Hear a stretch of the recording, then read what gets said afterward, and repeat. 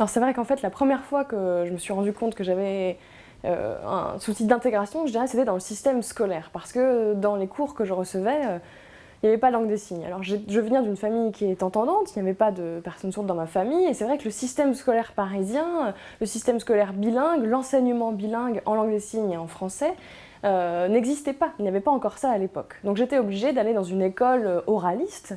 Voilà, il y avait 94%, le fonctionnement du scolaire en France, c'est 95% de méthode oraliste. Hein. Et donc j'ai trouvé ça injuste, en fait. Et c'est là que mon combat a commencé à ce moment-là. Pas cette injustice, en fait.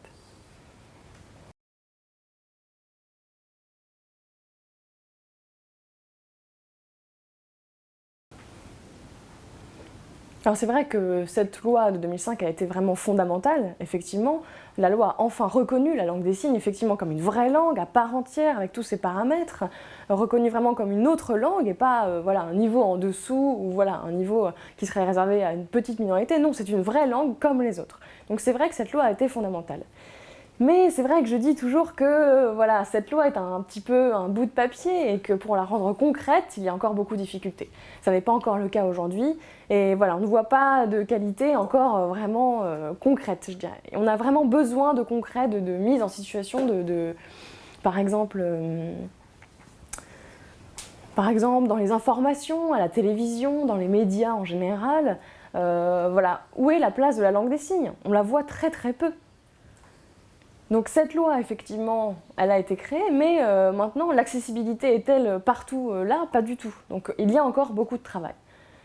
Je vous donne un exemple, voilà, qui est vraiment, vraiment très très clair, qui est vraiment très évident, c'est à l'école, justement. La langue, normalement, est libre de choix. En fait, on peut choisir la méthode orale, donc orale pure, c'est-à-dire que l'enseignement est reçu par un professeur qui parle en français oral, et donc comme les élèves reçoivent cet enseignement, mais sans langue des signes.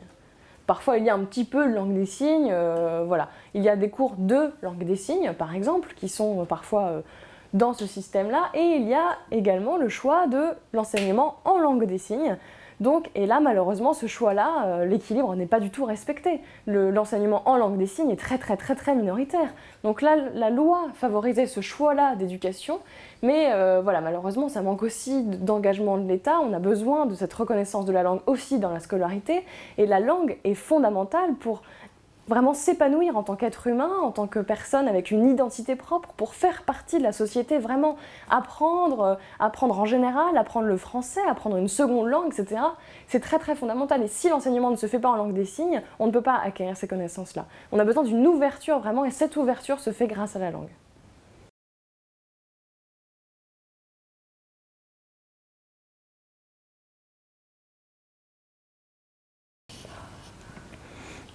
Alors attention, effectivement, alors, entre guillemets, comment dire, c'est vrai que l'implant cochléaire, le choix de l'implant de chacun, voilà, je ne le juge pas, je respecte le choix des parents d'implanter ou pas leur enfant. Il y a des personnes qui sont devenues sourdes et qui souhaitent être implantées pour récupérer leur audition. Ça, vraiment, je ne juge pas du tout ce côté-là.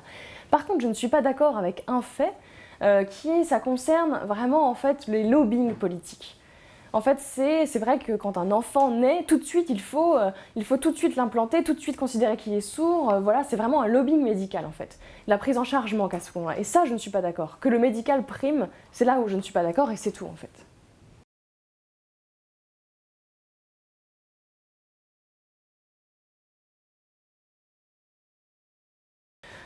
Alors, je ne sais pas si ça a changé.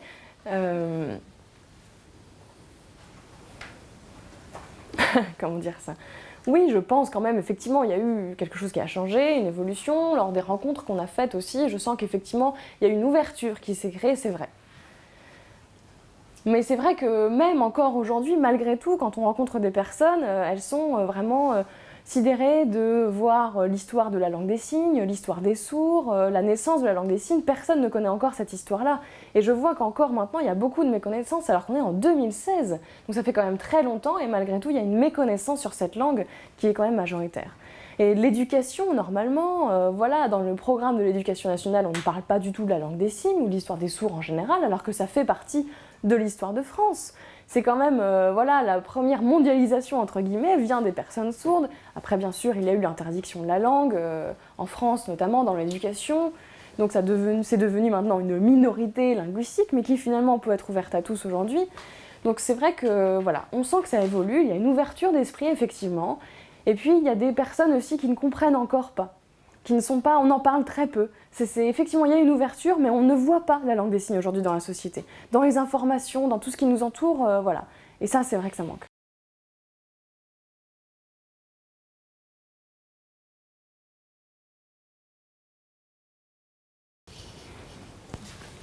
Mais il y a des rediffusions le samedi, je crois. Ah, voilà, tout à fait. Ouais, exactement, c'est ça, à 11h. Heureusement qu'elle est là, cette émission. Heureusement qu'on a cette émission. Voilà, sans ça, je ne sais pas comment on pourrait imaginer. C'est vrai qu'elle est là, ça fait très longtemps en plus maintenant que ces émissions existent. Effectivement, bon, l'heure de diffusion n'est pas très pratique, mais vous connaissez le monde de la télévision, le monde, voilà, il faut vraiment argumenter pour essayer d'avoir des horaires de diffusion adéquats pour chacun. Donc elle existe déjà, elle a le mérite d'exister. Et puis c'est vrai qu'il y a des émissions pour enfants, et je trouve que ça, c'est dommage que ça ait disparu. Avant, il en existait. Et autrefois, je ne sais pas si vous connaissez peut-être, vous savez, c'était Les mains ont la parole, cette émission. Vous savez, voilà, avec la personne qui faisait ce genre de poésie en langue des signes, et ça a été assez diffusé pour les enfants. Mais c'était les enfants sourds et les enfants entendants qui regardaient et qui étaient très attirés par cette émission. Et après, dans la rue, etc., lorsqu'il y avait des personnes sourdes, il n'y avait plus d'appréhension, plus de peur, c'était devenu un peu naturel parce que, voilà, inconsciemment, ils avaient intégré cette histoire de langue des signes grâce à cette émission. Et voilà, il n'y avait pas, par exemple, ce genre de question de « mais on peut tout dire en langue des signes, vraiment ? Mais est-ce qu'on peut vraiment dire des choses abstraites ? On peut parler de philosophie en langue des signes ?» Non, ces questions-là n'ont plus lieu d'être puisque finalement, c'était montré, on la voyait, la langue des signes, donc il n'y avait plus d'appréhension ou de « mais bon sang, mais pourquoi me parle-t-il avec ses mains ?» etc. Donc je crois que c'est vraiment, ils ont un pouvoir important ces émissions et ça devrait revenir, surtout pour les enfants.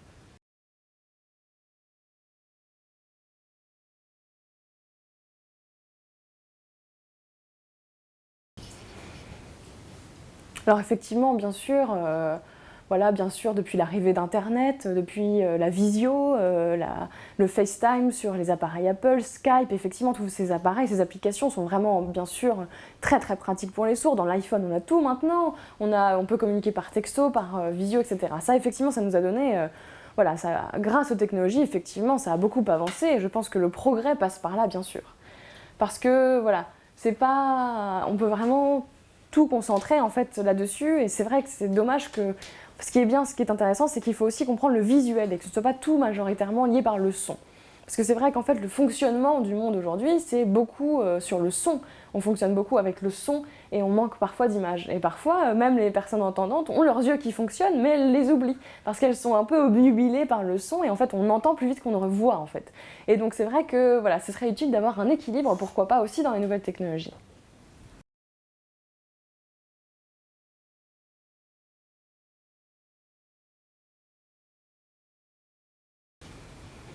Alors pourquoi ? Très franchement, voilà, on est venu me chercher. Donc voilà, c'est vrai que la première fois, j'hésitais, c'était un peu tôt aussi. Effectivement, bon, ça a été le moment. En 2003, oui, je sentais que c'était important. Parce que l'IVT était vraiment un lieu où moi-même j'ai découvert la langue des signes. J'ai découvert le théâtre grâce à l'IVT, j'ai découvert la culture sourde. C'est adulte que je me suis construise, c'est aussi grâce à l'IVT que je me suis construise. Et je ne pouvais pas le laisser tomber, voilà. Donc quand on est venu me chercher, je ne pouvais pas décemment répondre non. Voilà.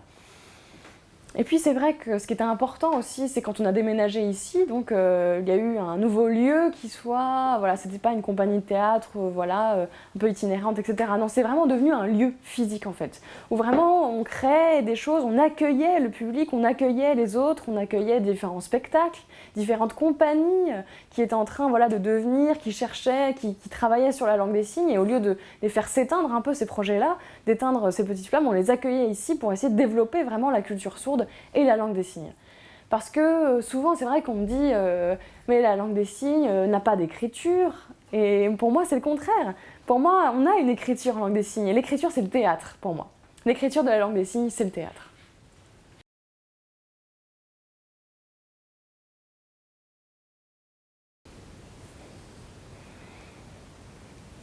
Alors la langue des signes est une langue vraiment vraiment très riche, très très complète, avec de multiples aspects.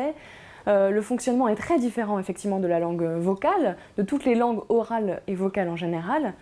Voilà, il y a effectivement un lien, les mots s'enchaînent entre guillemets les uns aux autres dans une phrase, dans une syntaxe particulière quand on est en langue vocale. En langue des signes, c'est différent. C'est le corps un peu ce qui s'exprime, et donc il y a 3 aspects, parce qu'on parle aussi beaucoup en espace. Et c'est très très important voilà, qu'on ait un axe en fait qui soit vraiment... on ait un axe en tant que corps humain, et on peut du coup le fil entre derrière nous et devant nous, c'est le passé, le futur. On peut changer le point de vue de l'histoire, le mettre devant nous dans un plan plus horizontal et parler d'avant à ce moment-là, par exemple avant ma naissance et puis après ma naissance, vous voyez, en le plaçant dans l'espace devant moi à l'horizontale, mais aussi en le décalant et en le mettant derrière moi. Donc on a différents axes. Les expressions du visage sont fondamentales aussi, elles aident beaucoup au sens, notamment les sourcils par exemple, voilà, sur une question, sur une interrogation. Quand on signe comme ça, sans expression du visage ou sans sourcils, on se demande ce qui se passe, et on se demande si vraiment il y a une interrogation par exemple. Alors que si les sourcils sont levés, c'est une interrogation. Pour la négation aussi, c'est important les expressions du visage. Donc c'est vraiment, ces mimiques faciales donnent un peu la clé, je dirais, de... Par exemple, voilà, c'est difficile de comparer, mais si on devait quand même prendre une comparaison, en langue orale, vous savez, il y a des tons. On parle en intonation, si vous voulez. Et les mimiques faciales sont très sensibles et vraiment très fines, et peuvent vraiment donner une structure et une syntaxe à la langue très fine et donner la compréhension. Parfois, pour un seul et même signe, si les expressions du visage changent ou n'existent pas, on ne peut pas comprendre. Par exemple, un signe que je peux vous donner... si je ne vous donne pas l'expression, je fais ce signe-là. L'interprète ne peut pas traduire, typiquement, parce que ça ne veut rien dire. Là, on ne sait pas. C'est un signe sur le visage. Je suis obligée, moi, de rajouter et de faire sérieux, par exemple. Et là, donc, j'ai le visage qui va avec les sourcils, et donc ça veut dire sérieux si je le fais comme ça. Si je le fais comme ça, c'est triste. C'est le même signe, mais avec l'expression, en fait, ça change. Et donc, sans visage, on ne pourrait pas avoir le sens, on ne pourrait pas avoir d'information. Et il y a évidemment des configurations aussi à la langue. Les configurations sont essentielles, elles font partie, bien sûr, de la grammaire de la langue des signes. La configuration de la main, par exemple, donc la forme, en fait, de la main. On ne peut pas faire de l'à peu près en langue des signes. On ne peut pas signer à peu près travail, par exemple, et faire un truc genre travail, un peu comme ça. Ça n'est pas possible, il y a des signes précis, des configurations précises. C'est comme une faute d'orthographe, si vous voulez, à l'écrit. Le mot existe comme ça, on ne peut pas l'écrire comme on le souhaite. Et les configurations, c'est pareil. Et donc ça, c'est vrai que ça donne aussi également, bien sûr, de la syntaxe. Et puis, il y a enfin le mouvement. Et c'est vrai que souvent, en fait, on est coincé parfois parce que quand on veut, par exemple, noter les signes sur un papier, ou dans un dictionnaire notamment, on a du mal à expliquer le signe, parce qu'il faut dire une flèche, il monte vers le haut, il se déplace vers le bas, enfin, parce que le mouvement fait partie intégrante aussi.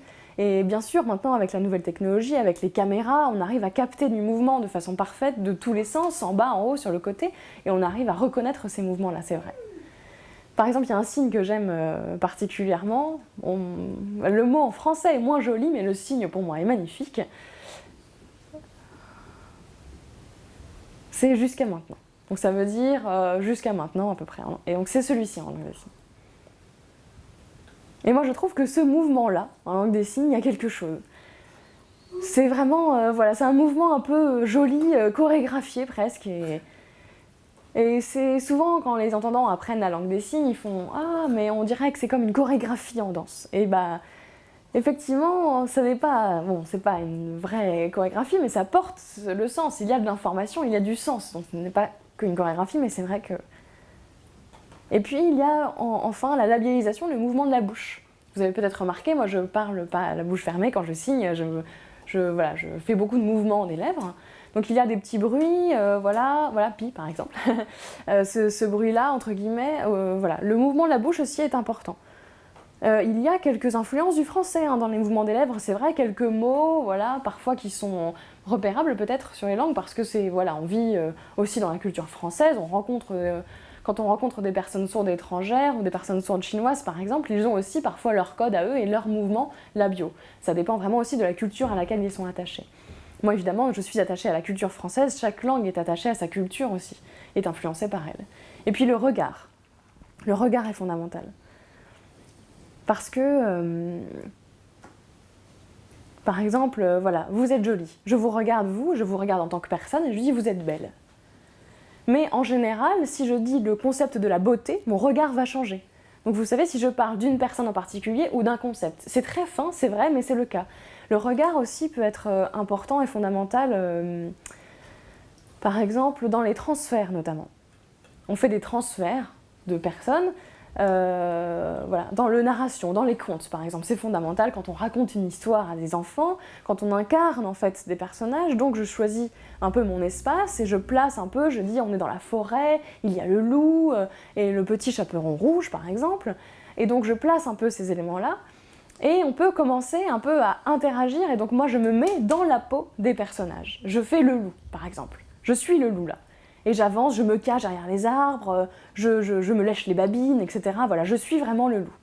Et en fait, voilà, je deviens le petit chaperon, comme ça, voilà, je me balade, colchique dans les prés, etc. Et donc voilà, c'est des transferts, c'est ça aussi en langue des signes. Et c'est ça qui fait aussi toute la richesse de la langue. Parce que voilà, c'est ça tous les paramètres un peu de la langue des signes. Voilà. Alors, j'ai un peu résumé, hein, mais je crois que voilà, j'ai été complète.